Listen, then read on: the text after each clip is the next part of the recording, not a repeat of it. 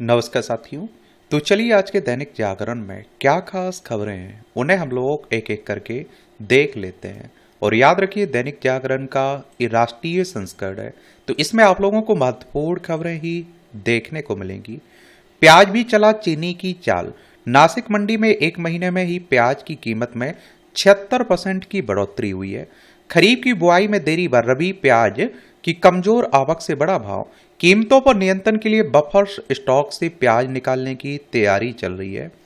और 15 अक्टूबर से पहले आ सकती है विदेश से चीनी की कुछ खेप, यानी कि जो शक्कर है ना, चीनी है ना, उसे बाहर से खरीदने की बातें हो रही हैं। जज को फोन करने पर वरिष्ठ आईएएस अधिकारी दुर्गा नागपर पर चलेगा मुकदमा। हाईकोर्ट ने मामला आपराधिक अवमानना बात के लिए किया संदर्भित। और देवी पाटन मंडल की कमिश्नर हैं वरिष्ठ आईएएस दुर्गा शक्ति नागपाल। ये आप देखते हैं कि गोंडा में लंबे समय से लंबित भूमि विवाद की सुनवाई कर रहे सिविल जज सबीना खान को कथित तौर पर प्रभावित करने के प्रयास को इलाहाबाद हाईकोर्ट की लखनऊ खंडपीठ ने गंभीरता से लिया है। उसी मामले की बात हो रही है। महिलाओं पर मनुस्मृति से जुड़े राहुल के बयान पर बिफरी विश्व हिंदू परिषद। और आप देखते हैं कि इसमें राहुल गांधी ने जो महिलाओं के बारे में यहां बात कही गई है, किसमें, इसमें आप देखिए मनुस्मृति में उसी की बात की गई थी। इसमें कहा गया है कि लड़की को बचपन में अपने पिता की बात माननी चाहिए, जवानी में वो अपने पति की बात माने, और पति की मृत्यु के बाद बेटों की बात मानती है।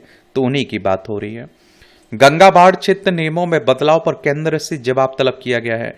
एनजीटी ने गंगा बाढ़ में, ये आप देखिए क्षेत्र गंगा बाढ़ क्षेत्र आदेश 2026 की अधिसूचना को चुनौती देने वाली याचिका पर केंद्र सरकार को जारी किया है नोटिस। और केंद्र सरकार ने संशोधन में सक्रिय बाढ़ क्षेत्र की नई परिभाषा भी जोड़ी। केंद्र सरकार ने हालिया संशोधन में सक्रिय बाढ़ क्षेत्र की नई परिभाषा जोड़ी और निर्माण मुक्त क्षेत्र शब्द को हटा दिया। इसके तहत गंगा व उसकी सहायक नदियों का वह क्षेत्र सक्रिय बाढ़ क्षेत्र माना जाएगा जो 5 साल में एक बार आने वाली बाढ़ के दौरान पानी में डूबता है। 5 से 25 साल में आने वाली बाढ़ से प्रभावित क्षेत्र को रेगुलेटरी जोन, जबकि 25 से 100 साल में आने वाली बाढ़ से प्रभावित क्षेत्र को वार्निंग जोन कहा गया है। याचिका में इस व्यवस्था पर आपत्ति जताते हुए कहा गया कि बाढ़ क्षेत्र की सुरक्षा केवल 5 साल में आने वाली बाढ़ के आधार पर नहीं की जानी चाहिए। गंगा के पूरे प्राकृतिक क्षेत्र की पहचान जरूरी है। और देखिए, अगर हम एनजीटी की बात करें तो ग्रीन ट्रिब्यूनल की बात हो रही है, राष्ट्रीय हरित अधिकरण की बात हो रही है, हरित न्यायाधिकरण की 2017 में, कब 2010 में इसकी स्थापना हुई थी। मक्का सैन्य गठजोड़ में शामिल हो सकता है बांग्लादेश। बांग्लादेश के हितों को सर्वोपरि रखते हुए लिया जाएगा निर्णय। या आप देखिए, मक्का जो सैन्य गठजोड़ है ना, जिसमें सऊदी अरब है, पाकिस्तान और तुर्की है, किसी एक पर हमला सभी पर हमला माना जाएगा। मक्का समझौता, रक्षा समझौता में ये कहा गया है। और बांग्लादेश हमारा पड़ोसी है। या आप देख लीजिए, ये है पश्चिम बंगाल, असम, मेघालय, त्रिपुरा, मिजोरम, 5 राज्यों की सीमा लगती है। 1971 तक ये पाकिस्तान का हिस्सा हुआ करता था। लद्दाख, जम्मू कश्मीर, पंजाब, राजस्थान, गुजरात, 5 राज्यों की सीमा हमारी पाकिस्तान से लगती है। 1947 तक भारत का हिस्सा हुआ करता था। पहुंच मजबूत करने, युवाओं से जुड़ाव पर भाजपा का फोकस। सभी नवनियुक्त पदाधिकारियों के साथ बैठक के बाद भाजपा अगले साल 7 राज्यों में होने वाले विधानसभा चुनाव की तैयारियों में जुट गई है। और देखिए, जैन जी जो युवा हैं, इन्होंने जिस तरह का प्रदर्शन किया, शिक्षा मंत्री को इस्तीफा देना पड़ा, तो आप सोच के देखिए कि आने वाले समय में इन्हें भी ध्यान रखा जाएगा। चुनावी रणनीति इन्हें ध्यान में रखकर बनाई जाएगी, इनके लिए भी घोषणाएं की जाएंगी। पाकिस्तान में फिर आबाद हुआ जैश का बहावलपुर हेडक्वार्टर। पहलगांव आतंकी हमले के बाद भारत के ऑपरेशन सिंदूर के तहत एयर स्ट्राइक के 15 महीने बाद पाकिस्तान के बहावलपुर स्थित जैश ए मोहम्मद के मुख्यालय मरकज सुबहानल्लाह को दोबारा तैयार कर लिया गया है। मनमाने ढंग से दिए गए पायलट ट्रेनिंग संस्थानों को लाइसेंस। ये डीजीसीए निदेशक अनिल गिल पर केस दर्ज। 4 विमानन कंपनियों के खिलाफ भी मामला हुआ है।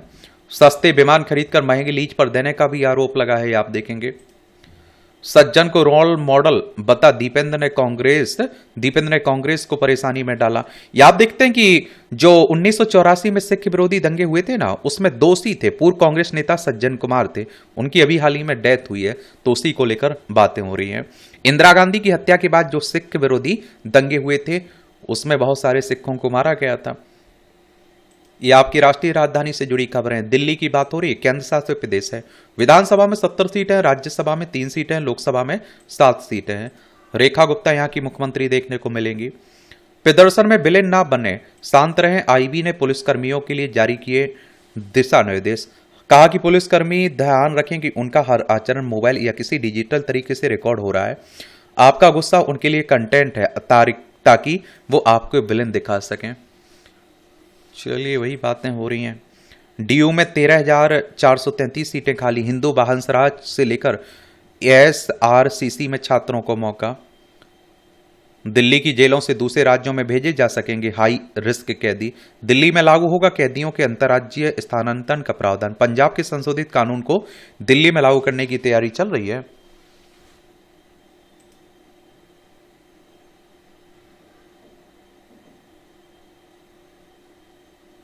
ये सफदरजंग अस्पताल में पहली बार रोबोट से हुआ घुटना प्रत्यारोपण। आतंकी फंडिंग में नाम आने का डर दिखा, डिजिटल अरेस्ट कर ठगे 30 लाख। आजकल इस तरह की खूब धोखाधड़ी हो रही है, थोड़ा जागरूक रहा करिएगा। चिड़ियाघर में 150 से अधिक खूबसूरत पेंटेड स्टार्क ने बनाया अपना आशियाना। H1N1 का नया स्वरूप सामने नहीं आया, घबराए नहीं, ICMR कह रहा है। या आप देखते हैं कि देश में स्वाइन फ्लू के बढ़ते मामलों को ध्यान रख के बात हो रही है। ये बरतें सावधानियां, ज्यादा भीड़ भाड़ वाली जगहों पर जाने से बचें, जरूरत पड़ने पर सार्वजनिक स्थानों पर मास्क पहनें, जो लोग बीमार हैं या जिन्हें सर्दी जुकाम व बुखार है उनसे उचित दूरी बनाकर रखें, अपने गंदे हाथों से बार बार अपनी आंख, नाक, मुंह को ना छुएं। आजकल मास्क लगा के तो रखा करिएगा, एक चश्मा एक मास्क, क्योंकि आप देख रहे हैं जिस तरह से प्रदूषण बढ़ रहा है ना, हमें सावधानी रखनी होगी। स्पेस सेक्टर में भारत कर रहा है तरक्की, नई टेक्नोलॉजी में जेनजी की अहम भूमिका। पीएम ने कहा अंतरिक्ष क्षेत्र की सफलता ने इसे वैश्विक निवेशकों के आकर्षण का केंद्र बना दिया। मोदी ने रविवार को राष्ट्रीय अंतरिक्ष दिवस पर देशवासियों और विज्ञानियों को बधाई भी दी है। और आप देखेंगे कि भारत 2035 तक अपना स्पेस स्टेशन बनाएगा, इसरो प्रमुख कह रहे हैं। और आप देखेंगे इसरो की बात करें तो इंडियन स्पेस रिसर्च ऑर्गेनाइजेशन की बात हो रही है। एक कब 15 अगस्त 1969 में स्थापना हुई थी। बेंगलोर कर्नाटक में हेडक्वार्टर देखने को मिलेगा। भारत की स्पेस इकोनॉमी 2033 तक लगभग 8.4 अरब डॉलर से बढ़कर लगभग 44 अरब डॉलर तक पहुंचने का अनुमान है। 7 वर्ष की उम्र में वेबसाइट 16 में बनाया सैटेलाइट, अब अंतरिक्ष संचार से जुड़े ओंकार।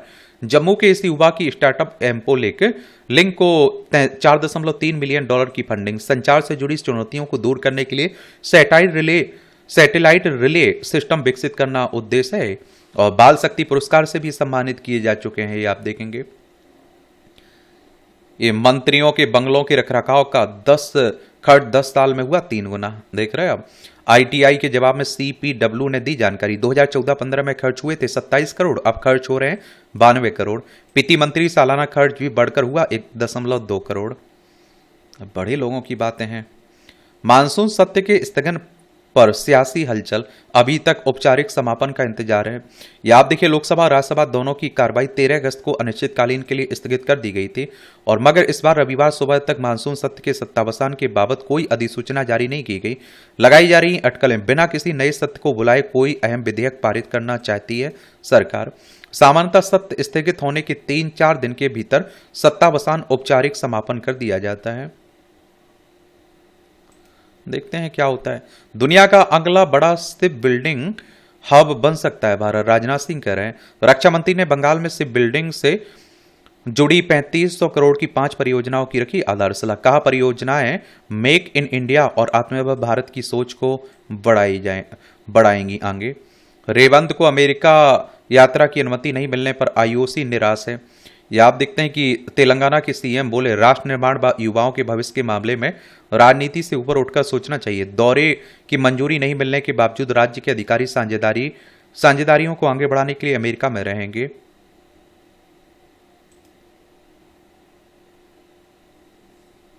अब मेडिकल डिवाइस के लेबल पर स्टरलाइजेशन सुविधा के लाइसेंस नंबर की देनी होगी जानकारी। चिकित्सा उपकरणों की सुरक्षा और जवाबदेही के लिए सरकार का कदम। पारदर्शिता की और ऐतिहासिक पहल पर उपकरण निर्माताओं की कुछ चिंताएं। वैश्विक प्रतिस्पर्धा अनुपालन के मोर्चे पर भी चुनौतियां हैं।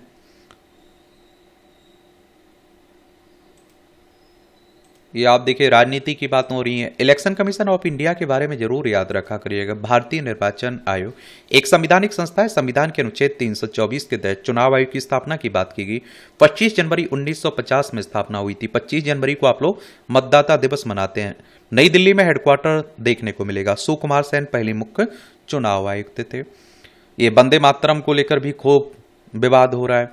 राष्ट्रीय गौरव अपमान निरोधक कानून 1971 में राष्ट्रगान या राष्ट्रगीत को याद रखने का नहीं है प्रावधान, सिर्फ गायन के समय सम्मान देना जरूरी है। राष्ट्रध्वज संहिता राष्ट्रगीत और राष्ट्रगान को सिर्फ सरकारी कार्यक्रमों के दौरान ही नहीं बल्कि सभी सार्वजनिक स्थानों पर देना होगा सम्मान। और ये आप सभी जानते हैं कि क्या जानते हैं, जनगण मन के लिए जहां 52 सेकंड का समय निर्धारित, वहीं वंदे मातरम के सभी 6 छंदों के 6 पदों के गायन का समय 3 मिनट 10 सेकंड निर्धारित किया गया। अभी हाल ही में एक बिल आया था ना, कानून बन चुका है ना, तो राष्ट्रगीत की तरह आप देखते हैं कि क्या, या आप देखिए जनगण मन की तरह आप लोगों को वंदे मातरम को भी अब सम्मान मिलेगा, उसके अपमान पर भी अब कानून लागू होगा। तो उसी की बात हो रही है।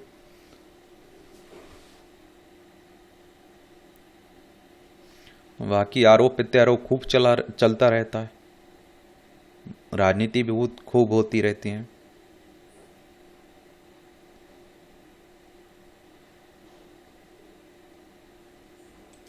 लखनऊ में आरक्षण के खिलाफ प्रदर्शन में सवर्ण सांसद विधायकों की सांकेतिक अर्थी निकाली गई। ये आप देखिए जो आप देख रहे हैं कि आरक्षण के खिलाफ आंदोलन चल रहा है ना, उसी की बात हो रही है। वापसी के लिए चंपत राय को पाना होगा 2/3 ट्रस्टियों का विश्वास। चढ़ावा चोरी में आरोप लगने पर दिया था त्यागपत्र। 2 सितंबर की ट्रस्ट बैठक में वापसी होने की संभावना है। बैठक में लाया जा सकता है उनकी वापसी का प्रस्ताव। ट्रस्ट के 2/3 सदस्यों की सहमति होगी अनिवार्य। राजस्थान के स्कूल की बदलेगी सूरत, खर्च होंगे 12,500 करोड़ रुपए। 611 स्कूलों में भवन, 2000 में शौचालय नहीं है। देख रहे हैं, उत्तर प्रदेश में शिक्षक दूर करेंगे कमियां, अभिभावक घर में बनाएंगे पढ़ाई का माहौल। सरकारी शिक्षा व्यवस्था की हालत सच में बुरी है, ये आप लोग भी देखते हैं। सीजीपी आज केंद्र आश्वासनों की स्थिति की समीक्षा करेगी, आंदोलन का विकल्प भी खुला रखेगी। कांग्रेस जनता पार्टी की भी बात हो रही है, क्योंकि आजकल आप देखते हैं कि जब से शिक्षा मंत्री का इस्तीफा हुआ, इनका भी जुनून आसमान पर है। छत्तीसगढ़ कृषि विश्वविद्यालय ने प्लांट पैथोलॉजी का पेपर भी किया रद्द। मुख्य आरोपित प्रोफेसर ने 10,000 में बेचा था प्रश्न पत्र। दूसरी एफआईआर दर्ज। कॉलेज के प्राचार्य व गिरफ्तार सहायक प्राध्यापक को सेवा से हटाया गया। आप सोच के देखिए, कानून बन चुका है फिर भी पेपर लीक हो रहा है। अरे पेपर लीक को रोकने के लिए पहले क्या कदम उठाए जाएंगे, उस पर बात होनी चाहिए। पेपर लीक हो जाएगा, उसके बाद आप देखते हैं कि लीपापोती हो जाएगी, वो अलग बात है। लखनऊ कानपुर एक्सप्रेसवे की 14 फीट सड़क हवा में लटकी। देख रहे हैं आप, क्या कहा जाए भैया। 4200 करोड़ रुपए से बनी थी सड़क, 42 दिन भी नहीं चल पाई। देश में बढ़ रहे हैं कला के कद्रदान, कम चर्चित कलाकृतियों पर भी करोड़ों की बोली। लक्ष्य ट्रैप पत्रिका के अनुसार भारत में 3,000 करोड़ का पेंटिंग बाजार है। कला अब सिर्फ अमीरों का शौक नहीं है, पहचान और निवेश का नया जरिया भी है। क्यों बढ़ रहा है कला का आकर्षण? तो आप देखिए, कला बाजार के जानकारों के मुताबिक इसके पीछे सिर्फ निवेश का गणित नहीं है। अच्छी कलाकृति खरीदने वाला व्यक्ति अपने घर में को सिर्फ एक महंगी चीज नहीं लाता, वह अपनी पसंद और व्यक्तित्व का एक हिस्सा भी वहां रखता है। यही कारण है कि कला खरीदने का फैसला कई बार शेयर या संपत्ति में निवेश से अलग होता है। यहाँ खरीदार के लिए यह भी मायने रखता है कि वह किस कलाकार को समझता है, किस कृति से जुड़ाव महसूस करता है, और उसके समग्र संग्रह की अपनी एक कहानी है। सैफन आर्ट के को फाउंडर और सीईओ दिनेश वजीरानी के अनुसार खरीदार बेहतरीन कलाकृतियों का हिस्सा हासिल करना चाहता है। अष्टागुरु के मार्केटिंग डायरेक्टर मनोज मनसुखानी का कहना है कि भारतीय मॉडर्निस्ट शैली को अंतर्राष्ट्रीय स्तर पर मिल रही पहचान ने भी बाजार में नई दिलचस्पी पैदा की है। उनके मुताबिक इसमें दुर्बलता, बढ़ती समझ और सांस्कृतिक आत्मविश्वास तीनों की भूमिका है। यह नई पीढ़ी का बदलता नजरिया भी महत्वपूर्ण है। कई युवा कलेक्टर सीधे करोड़ों की ऐतिहासिक कलाकृतियों से शुरुआत नहीं कर रहे हैं, वे समकालीन या अपेक्षाकृत कम कीमत वाली कला खरीदकर बाजार को समझ रहे हैं। धीरे धीरे यह शौक संग्रह में बदलता है और संग्रह कई बार निवेश का रूप भी ले लेता है। ऑनलाइन सट्टा केस का दुबई कनेक्शन, जीतू पटवारी के भाई की भूमिका पर भी नजर हो रही है। बंगाल की खाड़ी में डूबे जहाज की तलाश में जुटे 3 युद्धपोत। उड़ीसा के पारा द्वीप तट से चीन के लिए रवाना हुआ था मालवाहक जहाज। ये बंगाल की खाड़ी आपको देखने को मिल जाएगी। ये हमारा पड़ोसी चाइना है। लद्दाख, हिमाचल प्रदेश, उत्तराखंड, सिक्किम, अरुणाचल प्रदेश, 5 राज्यों की सीमा हमारी लगती है इससे।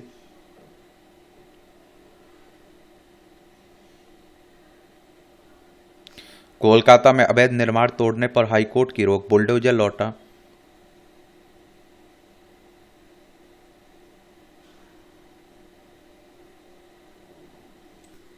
जिंदगी पर भारी इलाज। इलाज एक मूलभूत आवश्यकता है। एक लोक कल्याणकारी लोकतंत्र में यह अपेक्षा की जाती है कि सरकार सभी नागरिकों को गुणवत्तापूर्ण स्वास्थ्य सुविधाएं उपलब्ध कराएगी। हालांकि स्वास्थ्य एवं परिवार कल्याण संबंधी संसदीय स्थायी समिति की 176वीं रिपोर्ट निराशाजनक तस्वीर पेश करती है। रिपोर्ट बताती है कि देश में मरीजों को इलाज की उपलब्धता और लागत के मोर्चे पर दोहरे संकट का सामना करना पड़ रहा है।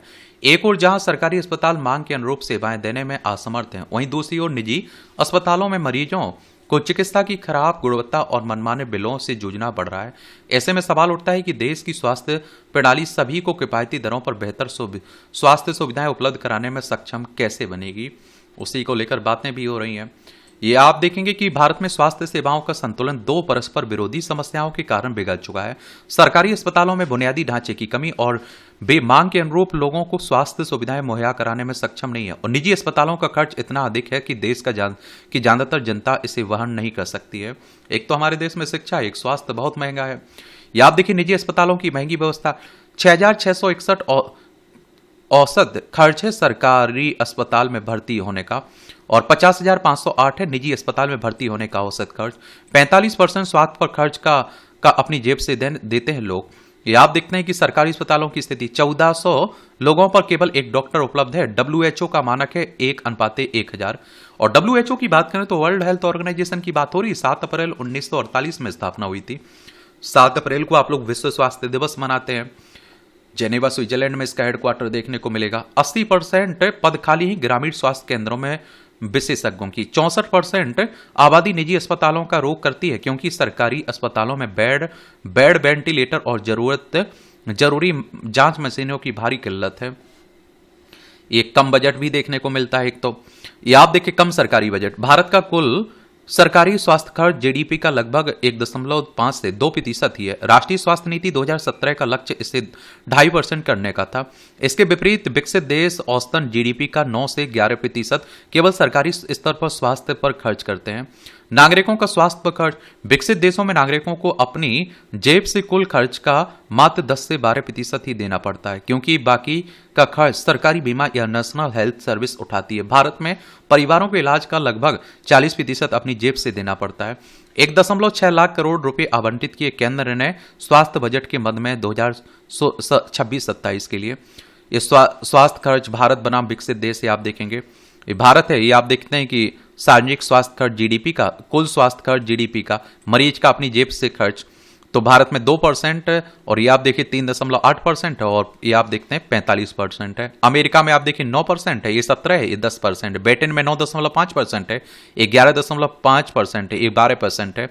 जर्मनी में 10.5% है, ये 13% है, ये 11% है। जापान में आप देखिए 9% सार्वजनिक स्वास्थ्य खर्च जीडीपी का, और कुल स्वास्थ्य खर्च जीडीपी का 11.9%, और 12% आप देखिए मरीज का अपनी जेब से खर्च। तो उसी की बात हो रही है। सरकारी अस्पताल होंगे मजबूत तो निजी अस्पतालों पर बनेगा दबाव भी। निजी अस्पतालों पर दबाव बनाने का सबसे सही तरीका है कि सरकारी अस्पतालों को मजबूत किया जाए। जब किसी जिले के सरकारी अस्पताल में सही डॉक्टर, नर्स, जांच मशीनें और आईसीयू की सुविधा होगी तो लोग वहां इलाज कराएंगे। इससे निजी अस्पतालों को भी अपने दाम और इलाज की गुणवत्ता में सुधार करना होगा। या आप देखिए टेलीमेडिसिन से कम होगी मरीजों की भीड़। सरकारी अस्पतालों में भीड़ बहुत है। ज्यादातर मामले मामूली स्वास्थ्य समस्याओं से जुड़े होते हैं। इसके लिए ऑनलाइन व्यवस्था की जा सकती है, जिसे टेलीमेडिसिन कहते हैं। इस तरह से डॉक्टरों का समय भी बर्बाद नहीं होता, अस्पताल में भीड़ भी कम होगी। इसके अलावा ग्रामीण इलाकों में मोबाइल क्लिनिक की व्यवस्था की जानी चाहिए। ऑक्सीजन सिलेंडर के इंतजार में 4.25 घंटे देरी से उड़ान भरी। गजब। कोलकाता नगर निगम में तृणमूल शासनकाल की 16 साल की नियुक्तियों की होगी जांच। अब यहां सरकार बदल चुकी है ना पश्चिम बंगाल में। शुभेंदु अधिकारी मुख्यमंत्री बना चुके हैं। सरकारी स्कूलों की बदलती तस्वीर तो निजी स्कूल छोड़ खींचे चले आए बच्चे। अब नॉर्मल सी बात है, आप देखते हैं कि अगर सरकारी स्कूलों की शिक्षा व्यवस्था ठीक हो जाए, पढ़ाई लिखाई ठीक हो जाए, तो आप सब जानते हैं कि प्राइवेट स्कूलों में क्यों जाएंगे बच्चे, क्यों पैसा देंगे। ये आप देखिए संपादकीय पाठ है, इसकी पीडीएफ आपको एजुकेशन सर्कल प्लेटफॉर्म है ना, वहाँ डाल दी जाती है, तो वहाँ से जाकर आप लोग देख लिया करिएगा। इस्लामीकरण की राह पर ब्रिटेन, मजहबी मुद्दों पर गजब की एकजुटता वाला मुस्लिम समुदाय ब्रिटेन में भी भारत की तरह एक तरफा वोट करता है। उनकी आबादी भी सबसे तेजी से बढ़ रही है, देखना हो तो देख सकते हैं आप लोग। दिमागी नक्सल पर बैठ की बौखलाहट, उमेश चतुर्वेदी लिख रहे हैं, मोदी ने तंत्र में छिपे जिन लोगों के लिए इस शब्द का प्रयोग किया उनसे अधिक आहत तो कांग्रेस के कई नेता हो गए। चलिए पढ़ लीजिए। बढ़ते तापमान का पर्यावरण पर असर, स्थलीय इलाकों समेत समुद्री क्षेत्रों का तापमान भी निरंतर बढ़ रहा है, जो समूची धरती के लिए चिंताजनक है। सब पर आप देखते हैं कि इसका प्रभाव भी पड़ रहा है। ये अभ्यास पुस्तिकाओं की ओर पुनः लौटती शिक्षा, पिछले 2 दशकों में संज्ञानात्मक और शैक्षिक मनोविज्ञान के अनेक अध्ययनों ने संकेत दिया कि कागज पर पढ़ना, अपने से नोट्स लिखना, हस्तलेखन बच्चों की स्मरण शक्ति, समझ, एकाग्रता और गहन चिंतन को डिजिटल स्क्रीन की तुलना में अधिक प्रभावी ढंग से विकसित करता है। हस्तलेखन के दौरान मस्तिष्क के अनेक क्षेत्र एक साथ सक्रिय होते हैं, जिससे जानकारी अधिक समय तक स्मृति में बनी रहती है। इसके विपरीत स्क्रीन आधारित अध्ययन में सतही पठन और ध्यान भटकने की समस्या अधिक देखी गई। यही कारण है कि कई विकसित देश अब पारंपरिक शिक्षण की ओर पुनः लौटने लगे हैं। पढ़ लीजिए इन्हें। निवेश को बढ़ावा देने पर चर्चा के लिए जापान जाएंगे गोयल, केंद्रीय वाणिज्य उद्योग मंत्री पीयूष गोयल की बात हो रही है। ये आप देखिए जापान है, ये हमारा प्यारा भारत है, टोक्यो राजधानी है जापान की। जल्द बदलें क्रेडिट कार्ड का न्यूनतम बिल भरने की आदत, देना पड़ता है भारी ब्याज, ये भी आप देखते हैं। क्या होता है क्रेडिट कार्ड एपीआर? एपीआर को सरल शब्दों में सालाना ब्याज दर भी कहा जाता है। यह ब्याज दर बैंक या क्रेडिट कार्ड जारी करने वाले वित्तीय संस्थान क्रेडिट कार्ड के बिल में बकाया छोड़ी गई राशि पर वसूलती है। भारत में क्रेडिट कार्ड पर लगने वाला एपीआर आमतौर पर बहुत ज्यादा होता है, जो सालाना 8.5 से 55% तक होता है। इसलिए आप देख रहे हैं कि मिनिमम मत भरा करिए, पूरा भरा करिएगा, समझ रहे हैं। चलिए वही बातें हो रही हैं। 28 सूचीबद्ध रियल एस्टेट कंपनियों की बिक्री बुकिंग में 21% की गिरावट आई है। एफपीआई ने 3 सप्ताह में 23,544 करोड़ के शेयर खरीदे हैं। विदेशी पोर्टफोलियो निवेशकों की बात हो रही। कंपनियों के बेहतर तिमाही नतीजे, रुपए की स्थिरता और बाजार की बेहतर संभावनाओं से निवेशकों का भरोसा मजबूत हुआ है। यह निवेश जुलाई में एफबीआई द्वारा शेयर बाजार में डाले गए 20,200 करोड़ रुपए के बाद आया है। 4 महीनों तक भारी बिकवाली के बाद एक बड़ा बदलाव है, बाजार में बड़ा निवेशकों का भरोसा। भू राजनीतिक घटनाओं और तेल की कीमतें तय करेगी बाजार की चाल। कॉरपोरेट बॉन्ड में खुदरा भागीदारी बढ़ाने के लिए बनेगा नया ढांचा भी। सेबी ने म्यूचुअल फंड जैसा डिस्ट्रीब्यूशन फ्रेमवर्क बनाने का प्रस्ताव दिया। छोटे शहरों के निवेशकों को मिलेगा लाभ भी, आप देखेंगे। सेबी की बात करें तो security and exchange board of India की बात हो रही। 12 अप्रैल 1988 में स्थापना हुई थी। मुंबई महाराष्ट्र में इसका हेडक्वार्टर देखने को मिलेगा। हिमाचल प्रदेश में 24 घंटे खुले रहेंगे रेस्टोरेंट और बार, सुक्खू कह रहे हैं, मुख्यमंत्री हैं यहाँ के। यह है हिमाचल प्रदेश। शिमला इसकी राजधानी है। विधानसभा में कितनी? 68 सीटें हैं। राज्यसभा में 3 सीटें हैं, लोकसभा में 4 सीटें हैं। इसकी अंतर्राष्ट्रीय सीमा चाइना से लगती है। राज्यों में लद्दाख, जम्मू कश्मीर, पंजाब, हरियाणा, उत्तर प्रदेश, उत्तराखंड से लगती है। ये अरुणाचल प्रदेश की बच्ची ने कहा, भारतीय हूँ, चीनी मत कहो, इससे मुझे गुस्सा आता है। ये कई बार आप देखते हैं कि यहाँ के लोगों के साथ भेदभाव भारत में भी होता रहता है। ये है हमारा प्यारा अरुणाचल प्रदेश। ईटानगर इसकी राजधानी है। इसकी सीमा भूटान, चाइना और म्यांमार से लगती है। राज्यों में असम और नागालैंड से लगती है। गन्ने का रकबा घटने से चीनी उत्पादन गिरा, इसलिए दाम बढ़े। चीनी क्यों कड़वी? व्यापारियों द्वारा की गई जमाखोरी और चीनी निर्यात का सरकार का फैसला भी पड़ा भारी। कम प्राइस, एफआरपी, एमएसपी का अंतर और कम उत्पादन ने बढ़ाई चीनी की कीमत। शक्कर की कीमत बढ़ रही है ना। ईडी ने आंध्र प्रदेश के पूर्व मंत्री नागेश्वर राव को किया गिरफ्तार। ईडी इन्फोर्समेंट डायरेक्टरेट की बात हो रही। प्रवर्तन निदेशालय 1 मई 1956 में स्थापना हुई थी। नई दिल्ली में हेडक्वार्टर देखने को मिलेगा। एफएसएसएआई ने निलंबित किया मार्च से रिटेल का लाइसेंस। भारतीय खाद्य सुरक्षा एवं मानक प्राधिकरण ने कंपनी परिषद की निरीक्षण और जांच में पाई गई गंभीर खामियां। एसडीपी इंडस्ट्री प्राइवेट लिमिटेड पर भी कार्रवाई। घी बेचने से रोका। ये आपकी अंतर्राष्ट्रीय खबरें हैं। ईरान पर नए अमेरिकी प्रतिबंधों ने बढ़ाई तनातनी। ईरान विदेश मंत्री ने कहा आर्थिक युद्ध में भी हारेगा अमेरिका। और अभी खूब चल रहा है हेक्सेत से तनाव के बीच अमेरिकी सैन्य अधिकारी डैन ड्रिस्कॉल पद छोड़ेंगे। ये आप देखिए हमारी प्यारी पृथ्वी है, इसमें आप देखेंगे ये आप लोगों को भारत देखने को मिल जाएगा। ये है ईरान, तेहरान इसकी राजधानी, ये फारस की खाड़ी, ओमान की खाड़ी, यहाँ हॉर्मुज जलडमरू देखने को मिल जाएगी। ये इजराइल है, ये भूमध्य सागर, ये लाल सागर है। यहाँ आप लोगों को संयुक्त राज्य अमेरिका देखने को मिल जाएगा, वॉशिंगटन डीसी इसकी राजधानी है। डोनाल्ड ट्रंप यहाँ के क्या है, राष्ट्रपति आपको देखने को मिल जाएंगे। अभी ईरान और अमेरिका में खूब टकराव चल रहा है। जयसिंकी का दावा, संसदीय चुनाव के बाद पुतिन बढ़ाएंगे हमले। रूस यूक्रेन में भी चल रहा है ना, ये आप देखिए यूक्रेन है, ये रूस आपको देखने को मिल जाएगा। इनमें भी लंबे समय से युद्ध चल रहा है। पाकिस्तान के परमाणु कार्यक्रम की प्राथमिकता देश के लिए बिजली उत्पादन नहीं बम है, रिपोर्ट कह रही। दोहरे इस्तेमाल वाली परमाणु तकनीक को हथियार बनाने की दिशा में मोड़ा जा सकता है। भारत के प्रति अविश्वास और सैन्य सोच ने परमाणु कार्यक्रम को ऊर्जा जरूरतों से दूर किया। सेंट्रल अफ्रीकन रिपब्लिक ने सोने की खदान को बंद किया जिसमें 100 मरे गए। जिनपिंग की भारत यात्रा से पहले बैठक करने चीन जा रहे हैं डोभाल। वह विदेश मंत्री वांग के साथ विशेष प्रतिनिधियों की बातचीत में शामिल होंगे। शी जिनपिंग सितंबर में ब्रिक्स सम्मेलन में शामिल होने भारत आएंगे। आप देखेंगे, ये आप देखेंगे ब्रिक्स सम्मेलन के बारे में याद रखिएगा, ब्रिक्स ऑर्गेनाइजेशन की बात हो रही है और इससे भी क्वेश्चंस पूछ लिए जाते हैं, आपको मालूम होना चाहिए। ये आप देखिए 12-13 सितंबर को होना है ना दिल्ली में, उसी की बात हो रही है। या आप देखेंगे कि इसमें आप देखते हैं इसकी स्थापना कब हुई थी, 16 जून 2009 में। इसमें ब्राजील हो गया, China, Egypt, Ethiopia, India, Indonesia, Iran, Russia, South Africa, United Arab Emirates देखने को मिल जाएगा। न्यूयॉर्क में पिज्जा डिलीवरी करने गए भारतीय युवक की गोली मारकर हत्या की गई। हिंसा भी खूब फैल रही है। बांग्लादेश में सेवानिवृत्त हिंदू शिक्षक, उनकी पत्नी और 2 बच्चों की हत्या हो गई है। यहां भी आप देखिए अल्पसंख्यकों के साथ बड़ी बुरी स्थिति है। नेपाल में हिंदू राष्ट्र के एजेंडे पर 6 दल गोलबंद हुए हैं। यह आप देखिए नेपाल है, उत्तराखंड, उत्तर प्रदेश, बिहार, पश्चिम बंगाल, सिक्किम, 5 राज्यों की सीमा हमारी लगती है इससे। ऑपरेशन सिंदूर चलाया गया था, आपको मालूम होगा, यहां पाकिस्तान के खिलाफ भारत के द्वारा।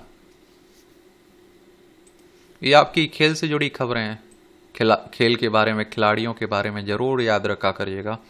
बाकी क्रिकेट को तो आप लोग पसंद करते हैं तो खूब देखते हैं। सूर्यवंशी फ्लॉप, घरामी और सहवाज ने जड़े शतक। दलीप ट्रॉफी की बात हो रही है। अर्जेंटीना के विरुद्ध भारतीय पुरुष हॉकी टीम की आखिरी उम्मीद है। ये फ्रांस का ऐतिहासिक प्रदर्शन, दक्षिण कोरिया का भी दबदबा। ये विश्व बैडमिंटन चैंपियनशिप की बात हो रही है। ईस्ट बंगाल ने 22 साल बाद जीता डूरंड कप।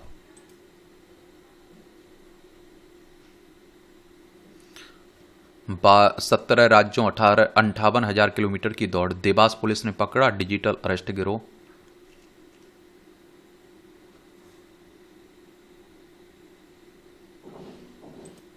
यहां भी आपको जनरल नॉलेज की जानकारी मिल जाती है, परीक्षा के पॉइंट से पॉइंट मिल जाते हैं। अमेरिका में पहली बार तैयार किया गया आलू के चिप्स। 1886 में आज ही अमेरिका की न्यूयॉर्क स्थित साराटोगा स्प्रिंग में सेफ जॉर्ज क्रम द्वारा पहली बार आलू के चिप्स तैयार किए गए थे। उन्हें आलू के बेहद पतला काटकर तलने के लिए जाना जाता था। आगे चलकर यही स्नैक्स पूरी दुनिया में घर घर तक पहुंच गया था। हेलीकॉप्टर ने पहली बार बिना रुके पार किया अमेरिका। 1956 में आज ही अमेरिका सेना के H-21 सी हेलीकॉप्टर अम्बिलन एनी ने सैन डिएगो से वॉशिंगटन डीसी तक 4,200 किलोमीटर की पहली बिना रुके अंतर्राष्ट्रीय अमेरिका उड़ान पूरी की। हवा में ईंधन भरने की तकनीक की मदद से यात्रा करीब 37 घंटे पूरी हुई थी। राजगुरु ने अंग्रेजों के खिलाफ सशक्त क्रांति की यज्ञ में दी आहुति। शिवराम हरि राजगुरु का जन्म 1908 में आज ही वर्तमान महाराष्ट्र के पुणे जिले के खेड़ में हुआ था। कम उम्र में ही वे संस्कृत के अध्ययन के लिए वाराणसी पहुंचे, जहां उनका संपर्क क्रांतिकारियों से हुआ। आगे चलकर वे हिंदुस्तान सोशलिस्ट रिपब्लिकन एसोसिएशन से जुड़े। रघुनाथ नाम से सक्रिय रहे। वे बेहतरीन निशानेबाज थे। 17 दिसंबर 1928 को लाहौर के ब्रिटिश पुलिस अधिकारी जॉन पी सैंडर्स की हत्या की कार्रवाई में राजगुरु की महत्वपूर्ण भूमिका थी। लाहौर षड्यंत्र मामले में उन्हें भगत सिंह सुखदेव के साथ मृत्यु दंड मिला। 23 मार्च 1931 को तीनों क्रांतिकारियों को लाहौर सेंट्रल जेल में फांसी दे दी गई थी। एआई से फिल्म बनाना सीखने के लिए उमड़े युवा हाउसफुल रहा हॉल। चलिए, आर्टिफिशियल इंटेलिजेंस की बात हो रही है। स्टिकी नोट पर 150 शब्द लिखकर बनाया रिकॉर्ड, कहाँ लिखावट की पूरी तरह स्पष्ट और पठनीय है। दुबई की बात है। जीवन कुछ है तो नाटक और सिनेमा नहीं, मकरंदे देशपांडे कह रहे हैं। 10 दिन की योग और नेचुरोपैथी से तनाव कम करने में मिलती है मदद, अनुसंधान कह रहा है। ये फिल्मी दुनिया से जुड़ी खबरें, पढ़ना हो तो पढ़ सकते हैं, छोड़ना हो तो छोड़ सकते हैं। और इस तरह से आप देखेंगे कि आज के महत्वपूर्ण जो खबरें हैं न्यूज़पेपर में, इसकी कवर होती हैं। आप लोग पढ़ते रहिए, एंजॉय करते रहिए। आपका कोई सवाल हो, सुझाव हो तो ज़रूर बता सकते हैं आप लोग। धन्यवाद।